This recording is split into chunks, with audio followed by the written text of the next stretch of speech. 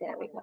So good evening, everyone. It is so nice to have such a beautiful crowd here tonight, and for everyone who's gonna come in as we already start. We have here seats, and if anybody joins after, we'll just bring in more chairs.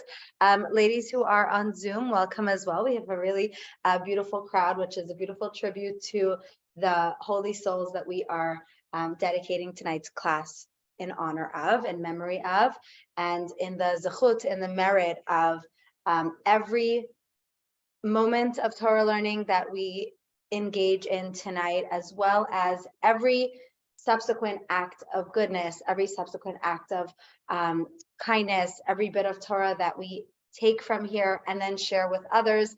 Each expression of joy, each expression of kindness will all be, hello, come on in, will all be zechut, a merit for the elevation of the souls of Shmuel ben Esther and Esther bat Linda, and may their memories be a source of blessing, and they experience the highest elevation of their souls, and we should be reunited with them very soon with the coming of Mashiach.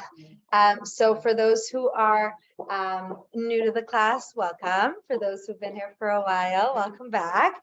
And we are tonight in class number 2 of our happiness series. As always, you don't need to have listened to the previous class in order to understand this one, but I highly suggest you do. And they're all available. The recordings are all available online, as will tonight's recording as well will be. So last week, we really delved into the idea of the mindset that is necessary in order for a person to really experience true joy.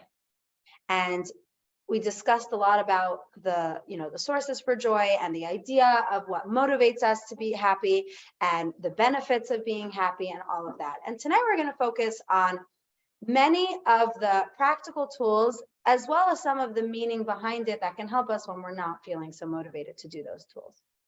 So there's a story that's told about a king who was very, very ill. And all the doctors tried to cure the king. They were unable to cure the king. And there was one doctor who had this radical suggestion. He said, you need to find someone who is absolutely happy. And if you put the shirt of this absolutely happy man onto the king will be cured. The energy of this man who is absolutely happy will be transferred to his clothing. It'll be transferred to the king. He had this whole theory. And the servants, the advisors, everybody was sent out on this mission to find a person who is absolutely happy. So the first thing they did, they went to the richest guy in town. The richest guy in town, they said, "You're the richest man. Are you absolutely happy?" And he said, "Well, actually, I'm constantly worried about my business and I'm scared that people are going to rob from me. So no, I'm not always so happy." So then they went to the smartest person in town, the one who was in charge of all the education and everything. And they said, "You're the smartest person in town. Are you absolutely happy?" Sure, you want to prepare some more chairs so that when there's a few more people coming, that way they'll be able to sit when they come. "Are you absolutely happy?" He says, "Well, I am happy, but I'm concerned about my next book that I'm writing, or I'm concerned about some of my students."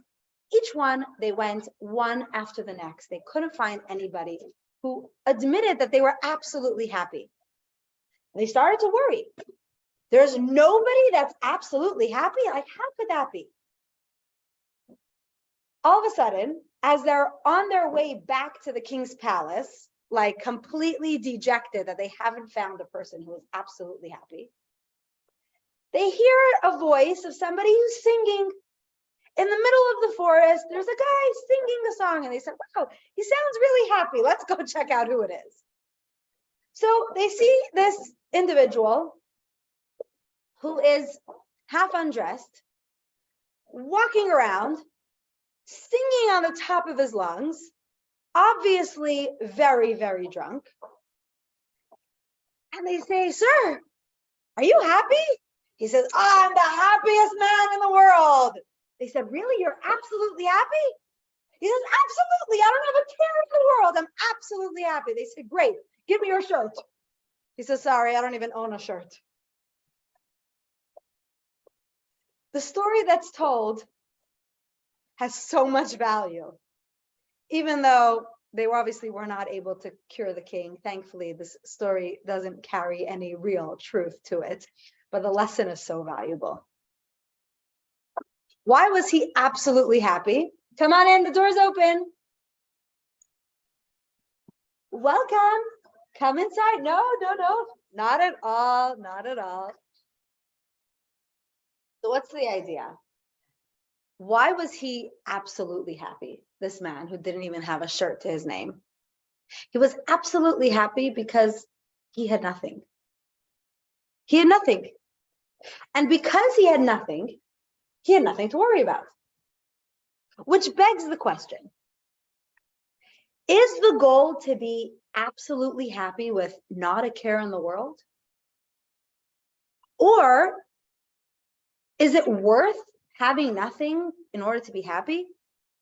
Or is happiness something that's impossible to attain? Because as long as you have something to worry about. So what is the goal of happiness? So I was actually having a discussion with a friend of mine who is a women's empowerment coach.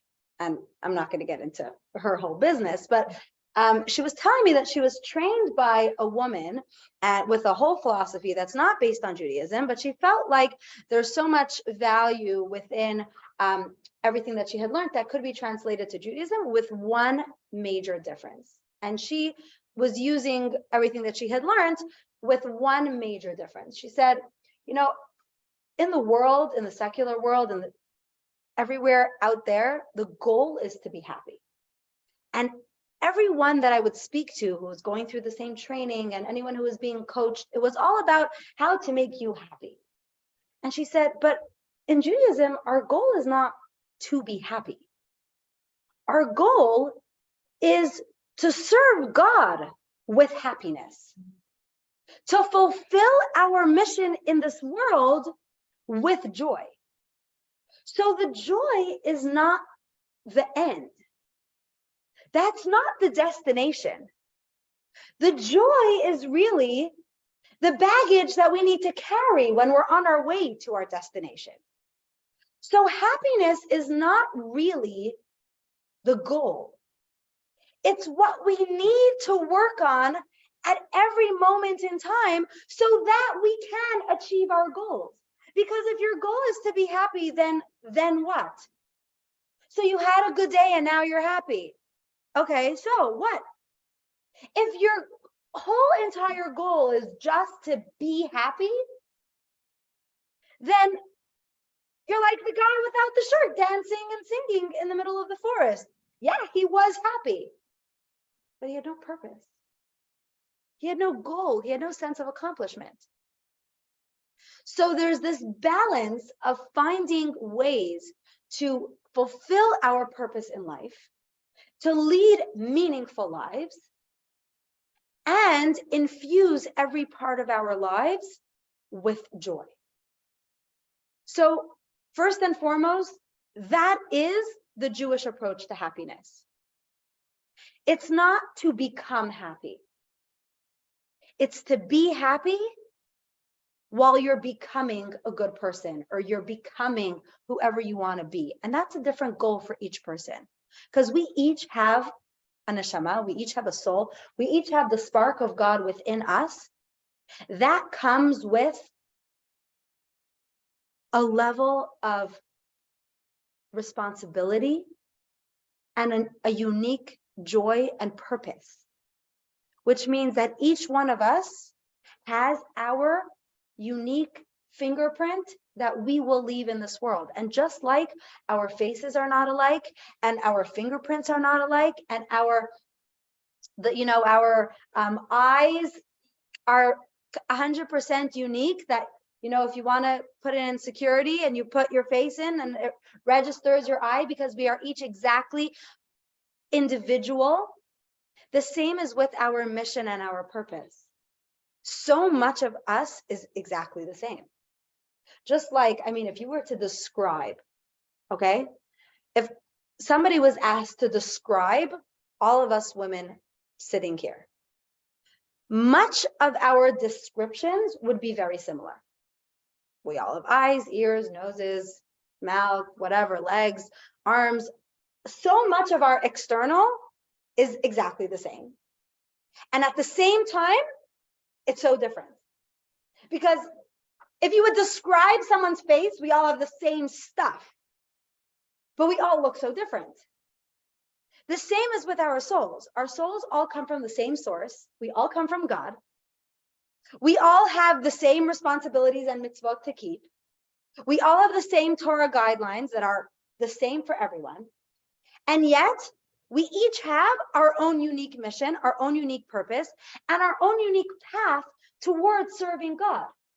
With all of the externals being the same, we're each so unique, which means that our joy is also so unique.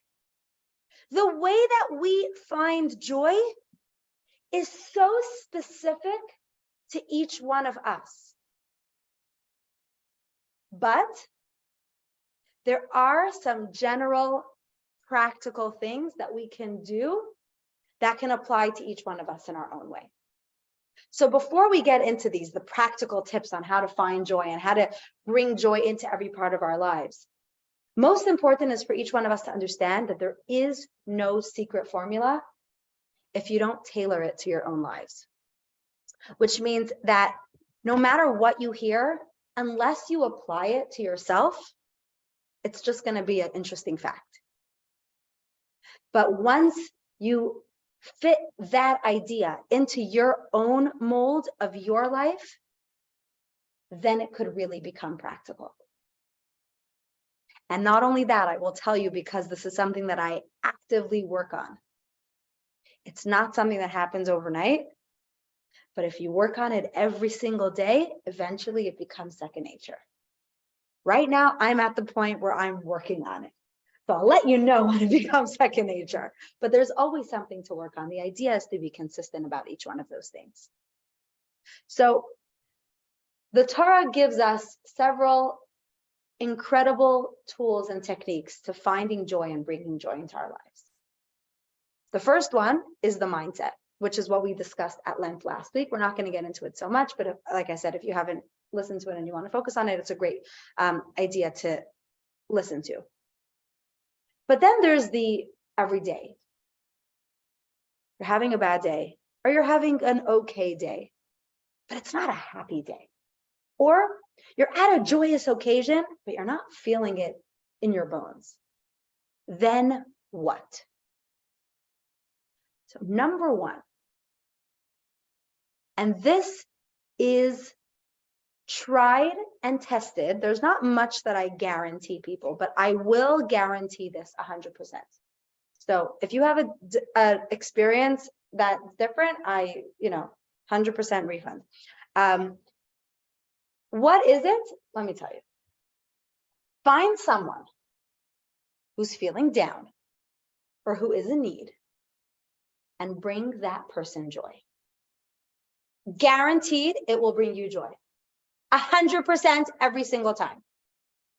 Find a way to make somebody else happy and you will be happier than you were before. Always. I was having a discussion with a group of high school students several years ago who were volunteers at the Friendship Circle. The Friendship Circle is an organization. It's a global organization that caters to the needs of special needs children, adults, and their families. And many of the ideas that the Friendship Circle values and bases the entire organization on is the idea that they're not providing medical care. What they're providing is friendship. And these high school students were part of the Sunday Circle, which basically was a lot of children and teenagers with special needs have a very hard time making friends in whatever setting they're in. And so there were 2 high school students who would come to their house every day and just every week, once a week, and just have a play date. And they would play with this child or this teen on their terms. And I was speaking to a group of these volunteers, and I asked them, I said, why'd you do it? Why did you volunteer 2 hours every Sunday for X amount of months? And they all said, we needed community service hours. Our school has obligatory community service hours that we have to fill. Every year there's X amount of hours, and it was a good way to have community service hours. Now, first of all, every single school should require that. But I asked them, I said, okay, so you did this because you had to, right? Now that you had this experience, how do you feel? And one by one, they all said, we thought we were doing it to bring joy to this child. But what ended up happening was that we walked away even more happy and even more enriched by the experience. And it led into a whole discussion about how giving is really how we receive. And it's such a powerful idea. And, I'm thinking about the story as I'm thinking about the beautiful neshama that we are, celebrating and commemorating tonight. And the joy and the purity of each of these souls, the more we give, and I think that's something that you can all attest to in that regard, that the more you give, the more you really receive. We actually see this in the Hebrew word that means to give. The word to give comes from the root word of natan, noten, which is written nun taf nun. Now, nun taf nun is a word that you can read forwards or backwards. It reads the same way. Nun taf nun, nun taf nun. What is the idea that you can read giving frontwards and backwards? It's the idea that when you give, you automatically receive, because it's 2 ways. And this specifically applies when it comes to joy. When you give somebody something, when you bring happiness to another person, automatically it lifts your own spirits. It always works. And, thinking about the example we were talking about before, so this is something that I saw a while ago, a woman who was sharing, different ideas on how to just bring kindness into the world. And for those of you who are on Zoom, when we were talking before, I was sharing this idea, and I do this every so often, where I'll go into a supermarket and I have a big order, or I'm in Dollar Tree or whatever it is, and I'll ask the cashier, what chocolate do you recommend? Now, I don't eat any of the chocolates that are at the cash register because I only eat kosher, and there's no kosher candy or chocolates usually at the cash register. And I'll just ask them, like, what do you recommend? Which usually means they'll tell me their favorite. So I'll add it to my thing, I'll buy it, and then I'll just give it to them and say, have a good day. And they're never expecting it, and it always brings so much joy. But I realized after I did it the first time, which she kind of like challenged people to do kindness, and I was like, let me try it. Why not? If I'm going to spend so much time wasting time on social media, at least something good should come out of it, right? So I realized I walked out the first time I did that, and I was in such a good mood. And I hate grocery shopping. I never walk out of Publix in a good mood. And it brought me so much joy. And it really, really made me realize how when you just do something to lift somebody else's spirits, it brings you an incredible amount of joy. And it's so easy because there's always somebody who can use a pick-me-up. There's always somebody that you can just call, send a text, drop by their house, walk down the street and give someone a compliment and see their face light up. It brings you joy. So the first practical way of how to infuse your day with happiness when you're just feeling a little down is to bring happiness to others. 100%. The second one goes a little deeper because it's a lot more nuanced. And this is something that a lot of people struggle with. And it's the ability to balance reality and positivity when they're not actually aligned. When your reality doesn't feel positive, it's very hard to balance being positive when you're in a negative situation. But there is an answer to it. There is a balancing board, if you will, that will help you gain equilibrium. And that's gratitude. You will not always find gratitude for the negative things in your life. We spoke about that at length. But there is always something that you can find gratitude for, that you can be appreciative of. And that is where we focus. You know, we all know that we can control our actions. And for the most part, we can control our words. Well, we should control our words. But many people think that it's impossible to control your thoughts. I mean, you can control what you do, you can control what you say, but can you really control what you think? And let me ask you, what do you think? Can you control your thoughts? Yes or no? You say yes? Okay.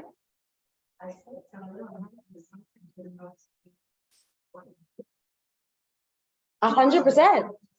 They do, 100%. Yes, it is a muscle you have to exercise. So, right. So can you control your thoughts? Well, you can learn to, 100%.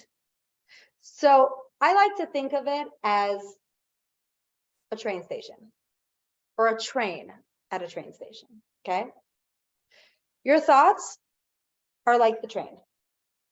They're gonna pass every station, but they don't have to get off at every station. You don't have to stop at every station, which means your thoughts are gonna pass through your mind. You can control what thoughts come into your mind. What you could control is letting those thoughts get off the train and stay at the station. You can let those thoughts just keep on passing by. That you could do. I don't think it's easy to do it. And it definitely takes a lot of mind work, but it is 100% possible. Or if you want to think of it like, you know, all the tabs that are open on your computer, anybody who works on a computer and you have all those tabs, right? You can't control how many tabs are going to keep popping up, let's say. But you can X them.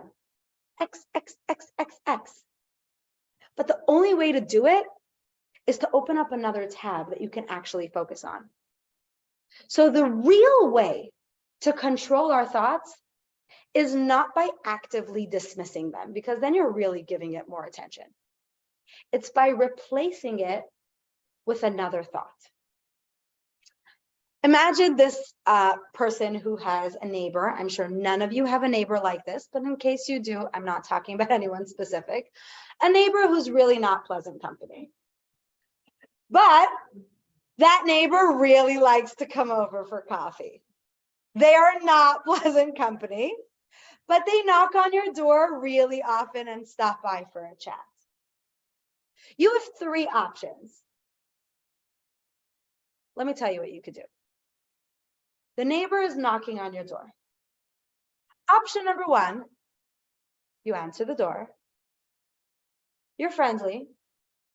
Inwardly, you want to yell, but you don't. You're friendly. You give that neighbor attention. You have a coffee. And then you close the door and you're like, oh, right? That was a terrible experience. But you gave that attention to the neighbor. Then there's the other neighbor. Then there's the other scenario. Neighbor knocks on your door. You open the door. You give her a mouthful about how you're not interested in having coffee with her.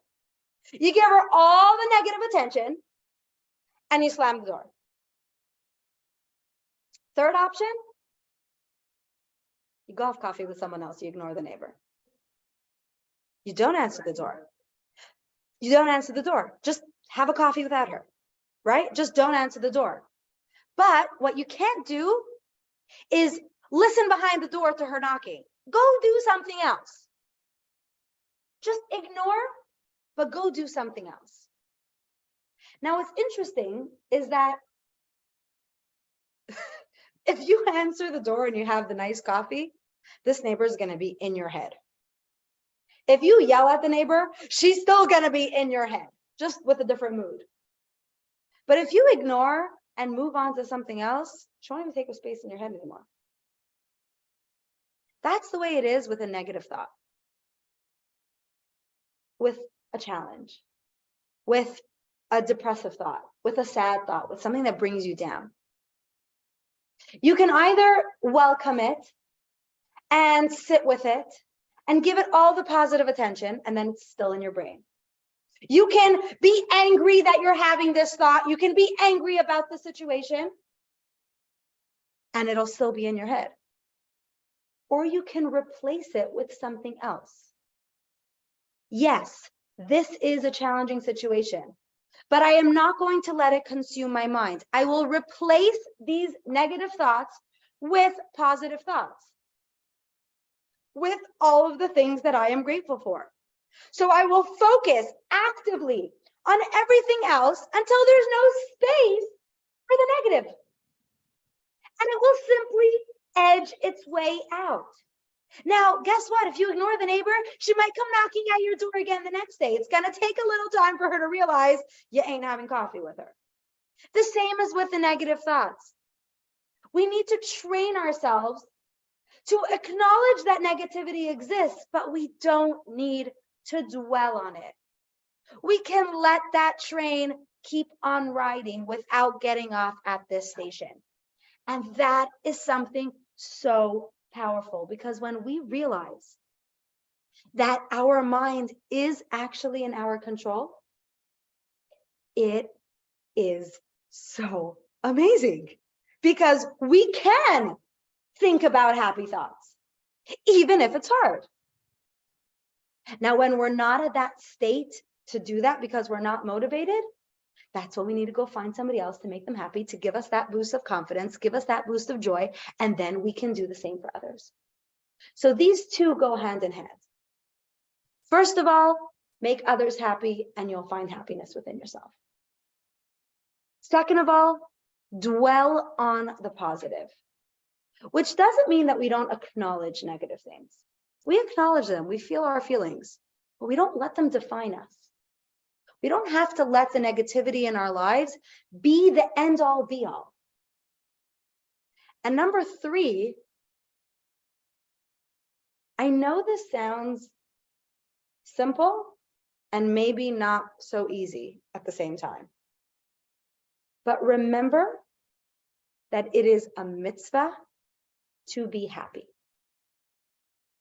Now, why is that helpful? Well, let me tell you why it's helpful. What's a mitzvah? Define the mitzvah. A commandment, a good deed, a connection.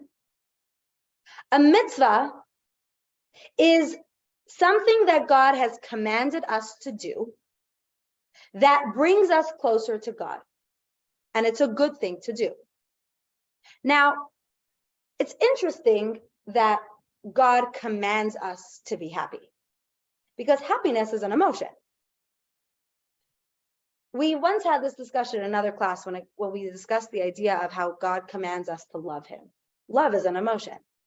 Now, you can be commanded to do something and you'll do it whether you want to or not, because you'll be fulfilling the commandment. But how is it possible for God to command us to feel a certain way? Well, there is a Torah law, and well, I wouldn't call it a law, but rather like a rule in Judaism, that a mitzvah that God gives us means that we have the ability to do it. God doesn't command us to do something that we're not able to do. So keep that in mind. And now I'm telling you that when you're having a hard time being happy, remember that it's a mitzvah to be happy. Which means that if God made it a mitzvah, he gave us the tools. So the fact that it's a mitzvah for us to be happy is so empowering because it means that we have the tools to be happy. We just need to look for the tools. Imagine you went on a scavenger hunt, okay? Or an adult version of that. Imagine you went to IKEA. I feel like it's kind of the same thing. And you're looking for all of the things that you need, okay? And you're trying to, or maybe you came home from IKEA and now you're trying to put the bookshelf or whatever piece of furniture it is together. Yes. My favorite IKEA joke, someone told me that she had a DIY birthday. She's like, yeah, IKEA style. I just put all the ingredients of the birthday cake on the table and said, this is IKEA. So when you know that every single piece of equipment and every single screw and every single nail and every single board and every single rod is in that box, you're not going to give up. Well, you might, but you shouldn't. But you know that every tool you need is in there. Or if you're on a scavenger hunt or you're looking for something, if you know it's there, then you're able to be motivated to look for it and find it. But when you don't even know that you're going to necessarily find it, it might be out of stock. They might have forgotten half the boards or whatever it is. It's very hard to be motivated to find what you're looking for if you don't think you're going to have the tools to do it. But the fact that God made it a mitzvah for us to be happy means that the tools to find joy are within us. So even if it's hard for us to feel the joy, we don't have to give up because we just have to keep on looking for which tool will help us in the moment. And if one tool doesn't work, then we can look for a different tool. And if we don't feel happy by writing down what we're grateful for, or journaling doesn't help us in this moment, or helping somebody else doesn't make us feel as happy as we want, we can keep on finding ways to be happy because we know that it's always possible, because we always have the tools. There is always the possibility of joy within every situation, even in moments that are not joyful. Sometimes even in the hardest moments, that's when we really need to laugh. You know, like when a situation is so intense and so hard, that's when you need the joy the most to be able to lighten the mood. If we didn't know that there was a possibility for joy, we would never even look for it. But the fact that it's a mitzvah means that God has given us the ability to always be joyful. And that's the biggest tool in our toolbox, because happiness is a choice. And that means that even if one day we don't choose it, we can choose it the next day. So it's okay if we're not always feeling happy, because that's not the only goal. We're not successful if we're happy and a failure if we're sad, because happiness is part of what helps us reach our goal. So if one day I'm having a hard time feeling the joy, that's okay, because that's not the final goal. It's a choice. And if one day it's too hard, that doesn't mean I've lost it all. That doesn't mean you've given up. It means that tomorrow you're going to wake up the next morning and have the choice all over again. And that's such a comforting feeling. But it's okay if one day I don't feel that happiness. There's always the ability to bring new joy, because happiness is the backpack that we wear that helps us go. It's kind of like, you know, you're going on a hike and you're trying to reach your destination. Well, if you're wearing really uncomfortable shoes, it's hard to get there. Happiness is like that super awesome pair of sneakers that really gives you that bounce so you can keep on walking. It's not the summit that you're climbing towards. It's not the destination. It's the shoes you wear to help you walk well. That's what joy really is. So when we bring joy to others, and when we find what we're grateful for, and when we dwell on the positive rather than the negative, and we remember that we always have the tools, then joy is always within our reach. There's one other thing I want to add about that. Well, two, but we'll see how much time we have. One other thing that I wanted to share is the idea of being flexible. Rigidity versus flexibility is something that people struggle with all the time. And in some ways, it's a person, some people are more naturally, their personality is more flexible, and some people are more rigid. And for the person whose personality is more flexible, they're probably not the charts and lists type of person. They're more the, go with the flow type of person. Whereas somebody who's more rigid will probably be a lot more organized and focused and task oriented and list oriented, et cetera, et cetera. But within each personality, there is the ability to find joy as long as we recognize that it's more important to be happy than for things to always be our way. And when we're able to let go of the rigidity of everything always having to be perfect the way we want it to be perfect, then we make room for it to be perfect the way God intends for it to be perfect. And that's what brings so much joy. Chassidus teaches us the concept of yeshus. The Chassidic terminology for it is yeshus, loosely translated as ego. Now, what does ego have to do with joy? You would think that somebody who's very egocentric and has a very large sense of self would always be happy. It's the opposite. It's 100% the opposite. Because when someone's value is all tied up within themselves, then if something doesn't go perfectly the way they need it to go perfectly, they cannot find joy because it's all about them. But what is the opposite of that? Well, Torah doesn't tell us to be nothing. We have to have a certain sense of value, of self-worth. In fact, we're supposed to think of ourselves as having been created in the image of God. And that God created each one of us with a purpose in this world, and we have a holy soul within us. So shouldn't we have a sense of self? So it's a very fine line to balance between ego and self-centeredness and self-worth and purpose. Our sense of self is not in the me. It's in the what God needs from me. It's in my purpose, the goal I want to accomplish. Imagine a person who gets up on stage and they're about to give a speech in front of 500 people. When this individual gets up on stage, she knows that all eyes are on her.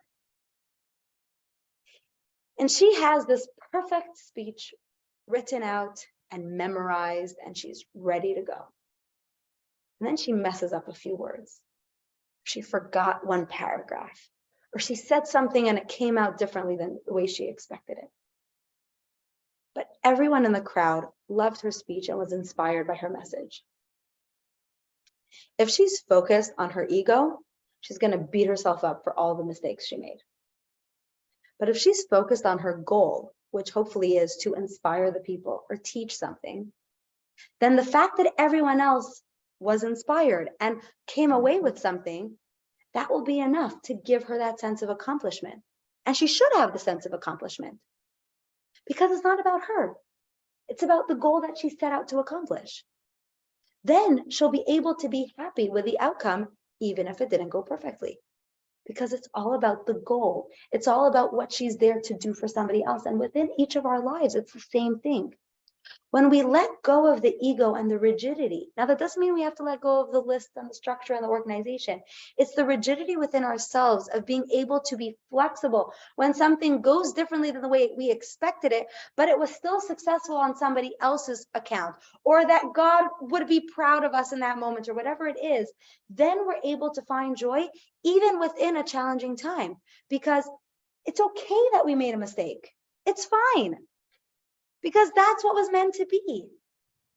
And it's not about me and my perfection, or you and your ego, or you and your perfect, pretty packaging that you had in mind.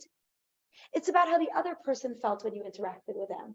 It's how that other person felt when you shared something with them or gave them the gift or whatever it is. It's what God expects of me rather than what I expect of myself. Then we're able to find joy because we lose that sense of ego and self, and we focus on our sense of what is needed from us and what is expected of us and what we can do for others, which is something that's so beautiful. Also, Pirkei Avot teaches something really powerful. It talks about happiness. It also talks about wealth. Many of you, I'm sure, can help me out with a statement. It says in Pirkei Avot, Ezahu Asher, who is rich? Can anyone finish the sentence? Whoever is happy with what he has. The Pirkei Avot equates wealth with happiness. And we can look at that in two ways, because if we're saying the one who is rich is the one who is happy with what he has, then that also means that the one who is happy with what he has is rich. Now, I used to think that that was a cop-out, I'll be honest. Because I would think to myself, like, okay, so basically what they're telling you is, you're never going to be rich, so at least be happy. Right? I mean, who is rich? Oh, if you're happy with what you have, you'll be rich. And I remember my mother always used to say, I'm so rich because I have such beautiful children, or I have so many grandchildren. I'm like, yeah, but Ma, that doesn't buy me the gift or the pair of shoes that I want. Like, come on, like, that's not really rich. But, and I understand her sentiment, and it's a true sentiment, but what's the idea? That if you can't be rich, then at least you should be happy? No. So first of all, it is actually a really good way to become actually rich. I'll tell you why. It really does make sense. What makes a person rich?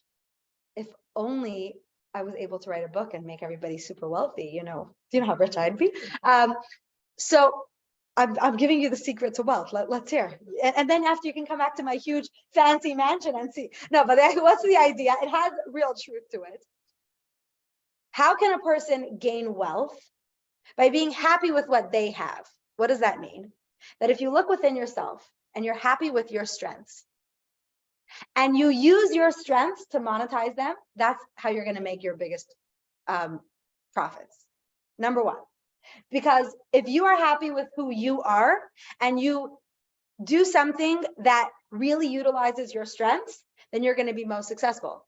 Because if your strength is in sales, let's say, but you really wanted to become a doctor, you might be a good doctor, but you would be way more successful in sales because that's using the God-given strength within you. Now, I'm not saying become a doctor, become a salesperson. That's not the idea. But when you look within yourself and you're happy with the strengths that God gave you, sometimes people are not willing to acknowledge their strengths because they really maybe feel like they wish they were better at something else. So that's what they go into. But really, if you were satisfied with the gifts that God gave you and you use those to monetize them, you will be most successful. But what's the idea? If being rich is equated with happiness, then that means that happiness and joy is the path to riches.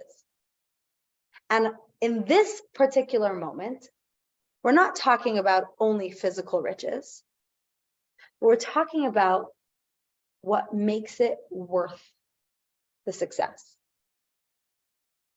Ashir, the wealth that we're talking about here, is also success.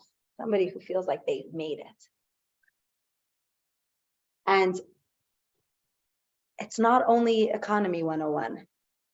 It's also positive psychology 101. That's what the classes that people are taking, as I said last week. That's the classes that people are taking in university now. They're more focused on positive psychology than only on economy, because it's not enough to just be good at business. That's not what makes a person successful. What makes a person successful is having a good work-life balance, being able to find joy in their lives, being able to appreciate what we have, being able to live, not just make a living. So when we're looking to find joy in our lives, it's not about chasing the what's next, what's more. It's about being happy where we are and being happy with what we have, and not only waiting for what's next in order to be happy. Which brings me to the last point. How can we really be happy? By not always focusing outward, but rather what's focusing inward. If you think about it, think about the child who is, he hates having a bedtime. So he's so excited when he's going to be a teenager and he'll be able to go to sleep whenever he wants because he knows that his parents won't hold him to a bedtime.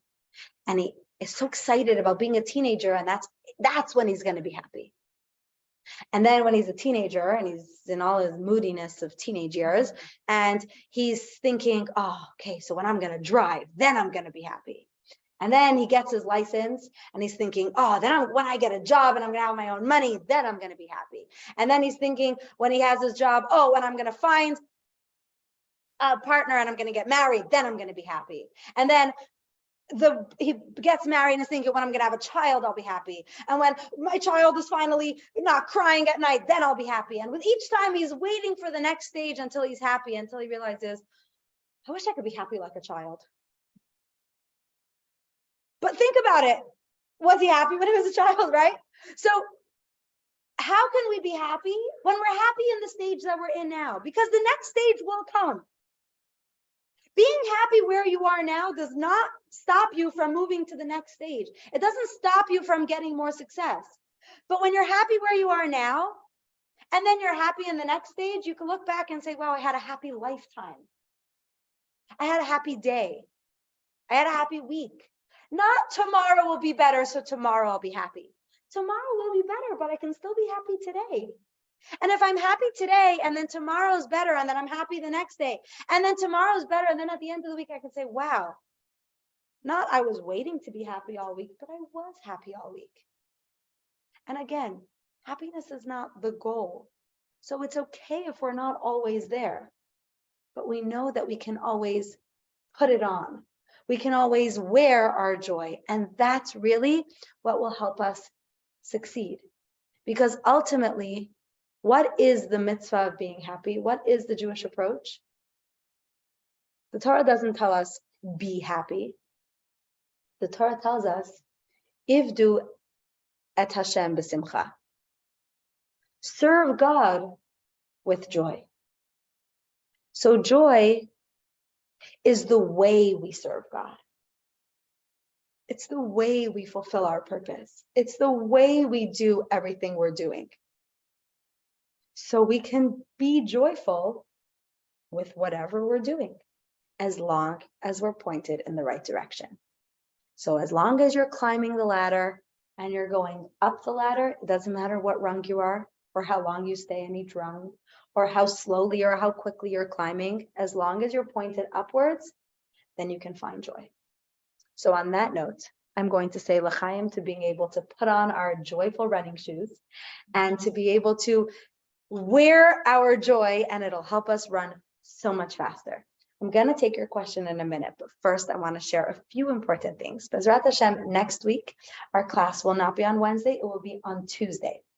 And it will not be only class 3 of this series, because it is the night before the Hilula, the yahrzeit of the Lubavitcher Rebbe. So it is going to be a farbrengen. So I hope you'll all join me for that. I will keep you posted for that. And part 3 of the Jewish approach to happiness is actually going to be not a class, but a crafting evening. So it's going to be in 2 weeks. It's going to be a super fun evening, and we're going to be creating vision boards. It's going to be really, really enjoyable. Schmooze, create an artistic vision board, and really delicious food. It's going to be a fun event, and that's where we're really going to hone in on everyone can find their joyful vision board, create that vision board. I will send the link to reserve. That one is reserved, please, because I just want to have enough supplies and all the canvases and everything ready. And I will send the link on the group chat. That will be B'ezrat Hashem in 2 weeks when we'll finish the series. And then the week after that, we will be starting our summer series. Our summer series, the topic for the summer series is going to be the biblical journey of the Jews in Israel and the modern day lessons that we have today in Miami. So we're going to be focusing on the journey of the Jews after they entered Israel. We're going to be going through a very fascinating period in Jewish history with life lessons for all of us here. So I am very excited about it, and I hope you'll all be ready for it as well. I have a few housekeeping things that I forgot to say. For those, I know we have a lot going on. For those of you who answered my poll on the chat, first of all, a round of applause, thank you. If you didn't answer the poll, or if you're not on our ladies group chat and you want to join, let me know. The question was, and I'll repeat it now for anyone who wasn't aware of it or missed it, go back and find it, because I'll tell you why I'm asking about it. It was all about bat mitzvahs. So the question was, how was your bat mitzvah? Did you celebrate? Yes, and it was beautiful. Yes, I had a party, but nothing meaningful. No, I wasn't Jewish then. Or no, and I wish I had a chance to redo it. Many of you answered. Some of you can still answer. I'll tell you why. I mentioned it a couple of times, but now we have it actually finalized. Bezrat Hashem, over the summer, we are going to be doing a 6-week course for Jewish women who have not celebrated or have not had a meaningful bat mitzvah celebration. We're going to be doing an adult bat mitzvah course. It's going to be over the summer. It's going to be a Sunday morning class. And everyone who would like to participate, let me know. This is going to be not instead of the Wednesday night class. Anyone who wants to, we will end with a bat mitzvah ceremony for family and friends. And I hope that anybody who's interested in it, let me know. It's all ages other than 12, because then you have your actual bat mitzvah. And if that's something that you're interested in, that's what's going to be happening in addition to our summer series over the summer. It'll be Sunday morning. You'll be getting the syllabus and all the information about it, the topics that we're going to cover, all of that. If you're interested, send me a private message and we'll take it from there. Yes, you had a question.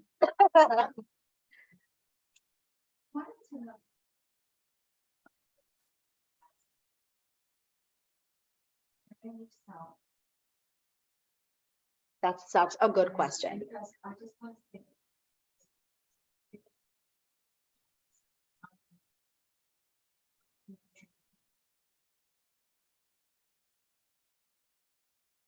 Yes. 100%. We didn't touch on it, and I'm so glad you mentioned it, because it's such an important component to joy, especially in today's day and age where everybody's life is plastered online for the whole world to see, but all you see is really the best 15 seconds of their day. And you're comparing your entire day to their highlight reel of the best parts of their day, and only the parts they want you to see, right? So the same thing happens when you compare yourself to somebody else. What you're seeing is only the part that they're showing you, which means that when you are happy and then you see somebody else with more, you automatically think, well, they have more than me. But you don't take into account all of their challenges and all of their difficulties. Now, that's not to say that the way to make yourself feel better is to think how bad somebody else has it. That's not the idea. But although some people do that to make themselves feel good, they put other people down, right? Or like you see somebody who looks like their marriage is perfect, like, oh, they probably fight all the time when nobody's looking, or like this is probably bad for them. Maybe business is going down the drain. Whatever it is we do to make ourselves feel better. So there are 10 commandments, right? And each of these 10 commandments are the most important tenets of Judaism and life, affirming ideals. And what's number 10? Don't be jealous. Really? Don't be jealous is one of the 10 commandments, high up there with no kidnapping, no killing, no idol worship. Don't be jealous. Yes. Now, the mitzvah says that don't be jealous to the point that you're going to want to take something that belongs to somebody else. But also, there's two things that happen when somebody becomes jealous of the other person. Either you want to take it away from them, or you take things away from yourself. Because you're jealous of somebody else, you rob yourself. So in your example, you rob yourself of the joy that you felt because you're jealous of somebody else. So when is it okay to be jealous? There's a time that the Torah says it's okay to be jealous. When you're jealous of somebody's success that makes you want to strive to be like them in a positive way, if it fuels growth, then it's a good kind of jealousy. For example, if somebody sees somebody else who is more, the Talmud gives the example of someone who's a greater Torah scholar, and it's going to make that person, wow, I'm so jealous of all their knowledge, I'm going to start learning more. That's a good kind of jealousy. Or if you see somebody in the synagogue and they're praying with such sincerity, say, wow, I'm jealous of that sincerity. I want that also. And it makes you want to grow. That doesn't make you feel unhappy. But jealousy, which basically is when you're comparing to somebody else, you're jealous of what they have. When the jealousy fuels negativity that hinders your ability to grow, it hinders your ability to fulfill your purpose, then it's a problem. And it's almost toxic. So there's two ways to handle it. Now, this is something that we all struggle with because we all see other people's lives. So either if you know that every time you see this person that triggers you, then limit your exposure to that person, especially if it's on social media. Like, you can mute people. It's okay. You don't even have to unfollow them. If you don't want them to know, just mute their content. If somebody's content is making you feel bad about yourself, just mute it. Hello, welcome. That's good because you're doing what you need to do to make you happy. It cannot be at the expense of somebody else's pain, obviously, but you can limit your exposure to something that makes it hard for you. The second thing that could work, and that depends on you, is focus on your blessings. Yes, she is amazing at that. And I am very lucky to have this. Replace the but with the and. Okay, so she has this, but I have this, or I have this, but she has that. There's room for both. I had a really great day, and that woman won the lottery, right? It's so different than I had a really great day, but she won the lottery. That negates everything we just said before. You're negating all of your blessings because somebody else has blessings. I have blessings, and you have blessings. It is such a little thing, but it makes such a huge difference. It is so powerful because there's a Yiddish word to fargin, which means there's no real translation for it, but the idea is like to be happy for somebody else and to help somebody else succeed. You can be joyful and see somebody else's joy. You just have to actively work on appreciating your blessings. It's not easy, but the more you do it, the easier it gets. And we don't all have the same blessings. So, for example, someone who is struggling, God forbid, with infertility and they don't have children, and that's a very, very big challenge for them, and they're surrounding themselves with families of young children, and all they can think about is how, all the blessings in my life are nothing without that. First of all, I would say, find another crowd. Like, you don't have to surround yourself with people who trigger negative feelings within you. Like, surround yourself with people who are joyful. Like, just put yourself in a happy place, which we'll discuss more in our third class. Like, the environment is in your control. Somebody posted something that I saw. I was like, it was so brilliant because it was just written so perfectly. It said, You can't choose who you surround yourself with, but you can choose who you surround yourself with. You know what I'm saying? Like you can, but you also can't. But you can. So if somebody is bringing out the negativity and the pain within you, surround yourself with a different group of friends. But at the same time, you don't have to cut everybody off in order to find yourself joy, because I have blessings and she has blessings, rather than I have blessings, but she also, like, understand what I'm saying? It's something that's so easy. Another thing that works, this is like, works for me a lot right now, is the words right now. Try it. I am going through a really stressful period right now, which means it's not going to last forever. So whatever is happening that's bringing me down, it's only right now. It's temporary. So I don't have to compare my entire life with her entire life, because whatever challenge that I'm going through is right now. Something good will come. That time is crazy right now. My students are jumping on the wall right now. I'm boiling hot and the air conditioner is not working right now. Right? Like, just put it into perspective. It's right now. My coworker is really, really being whatever right now. I am going through a medical crisis right now. These little things have so much power. So now I can tell you that it just works perfectly always, and I'm always just so calm and zen. No, it's a work in progress. We need to have all the tools. We're not always going to use them, but we have to have them in our back pocket. So l'chaim to carrying our toolbox with you. You might not always open it, but keep it in your trunk, right? There you go. Any other questions? I have one, Mushka. Yes, Sabrine, what's your question? So that's the opposite of what you just say, but you mentioned it before. For example, when you're having, let's say, a financial problem, and you're in the street and you see a homeless people, seeing that homeless people will make you like balance your problem, but at the same time, it makes you uncomfortable to compare you to someone who is lower. Okay. Do you know what I mean? I do know what you mean. Other person's problem that are worse than you make you feel like your problems are not as bad.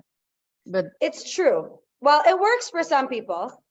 Like, a lot of people think that if you want to be happy, find somebody who has less than you, and then you'll appreciate what you have. Honestly, it doesn't work if you just do that. You know when that works? If you do something good for that person. So if you're going through a financial crisis and you're going to say, well, at least I'm not the homeless person on the street, it might help you for 2 minutes, but it's not going to really change your mood. But if you go help that person, that homeless person on the street, you won't just feel like I'm better than them. You'll feel like I'm in a position that I'm able to help them. That's a good position to be in. So if you look at other people's challenges in order to make yourself feel better by putting other people down, it doesn't last, because we never become joyful by making people miserable or by noticing other people's misery. But we do find joy by finding those who are less fortunate, not comparing ourselves to them, but being able to be there for them, because then we can feel good about ourselves that I'm in a better position, that I'm able to help somebody. Not just I'm better off than that person, but I'm actually able to help them. Do you understand the distinction? It's a very powerful one. So okay. Yes. And never use the word at least on other people. Use it on yourself. At least I have this. Don't tell anybody, oh, you're going through a hard time. At least you have this. No, tell that to yourself, not to other people. On that note, l'chaim to joy.